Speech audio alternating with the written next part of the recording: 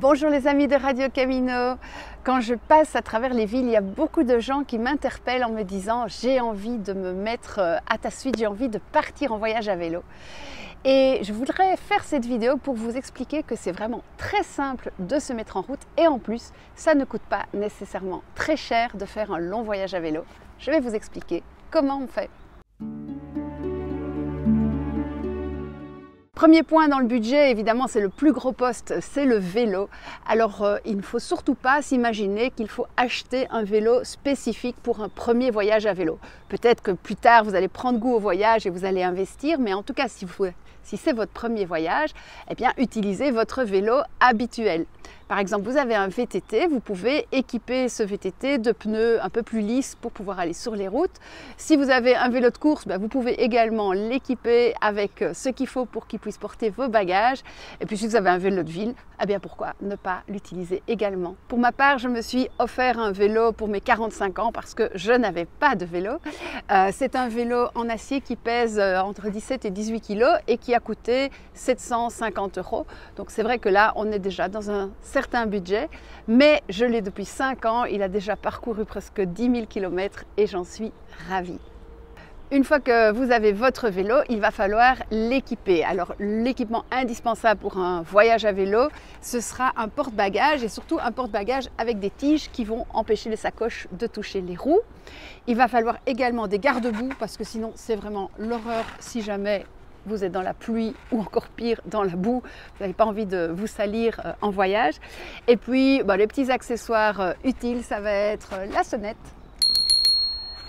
Qu'est-ce que j'ai encore qui serait utile? Le cadenas peut-être et les porte-bidons. Surtout pas oublier 1 ou 2 porte-bidons puisque quand il fait chaud, on a besoin de s'hydrater.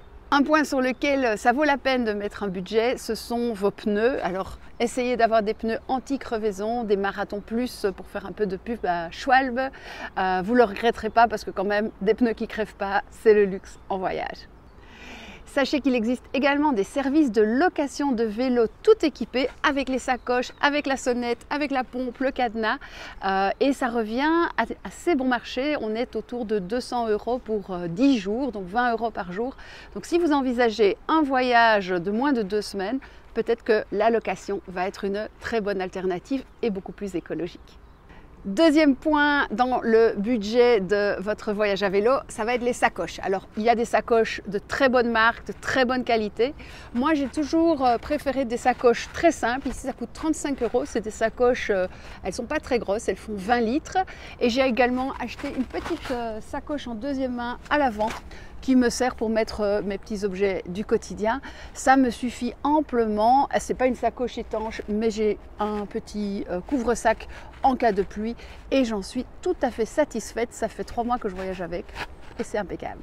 Troisième point dans un budget de voyage vélo, c'est l'équipement cycliste. Alors là, on peut monter dans des budgets de fou, mais il suffit pourtant pour voyager d'avoir un caleçon 8 € chez Decathlon, le t-shirt qui va avec une quinzaine d'euros et puis le gilet fluo, vous allez payer ça 3 € chez un chinois, une cape pour la pluie 1,50 €, vous pouvez investir dans une bonne cape à 20 €, hein, c'est pas mal non plus, et un kawaii pour les jours de froid.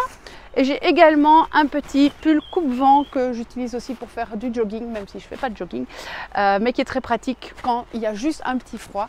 Et puis ça suffit, il n'y a pas besoin d'autre chose pour rouler à vélo au niveau des chaussures, des sandales, ça fait très bien l'affaire aussi. Autre point très important, c'est pour bien manger sans se ruiner. Alors en voyage à vélo, on a toujours très faim et vraiment il faut manger. Donc je vous conseille absolument d'avoir le réchaud, la casserole qui peut servir de saladier, mais également pour réchauffer des bons petits produits du terroir comme ce cassoulet. Je vais me régaler. Et alors un petit truc important, prenez un ouvre-boîte parce que les boîtes pas chères, elles ont en général pas d'ouverture. Et là, qu'est-ce que ça va être bon. Le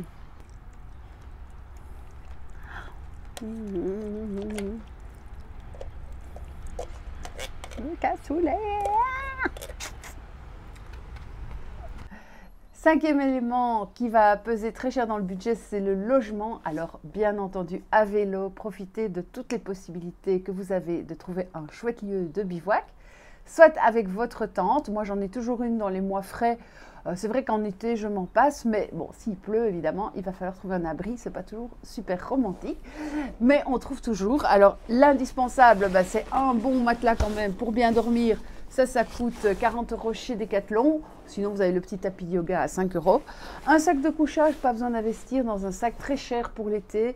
Visez une température de confort de 5 degrés. Et puis avec un sac en synthétique, ça va très bien. Vous pouvez même rajouter une petite housse de plus. Mais donc, ne vous ruinez surtout pas en matériel de montagne. En été, il fait beau. Et le but, c'est de nouveau de ne pas se ruiner. J'espère que ces petits conseils auront levé toutes les craintes que vous pouviez avoir par rapport à un budget pour partir à vélo. Vous voyez que non seulement c'est pas cher, mais c'est également très simple. Il suffit de rassembler un peu de matos que vous avez déjà et puis vous vous mettez en route. En tout cas, c'est tout ce que je vous souhaite et je vous dis à bientôt pour d'autres vidéos. Ciao!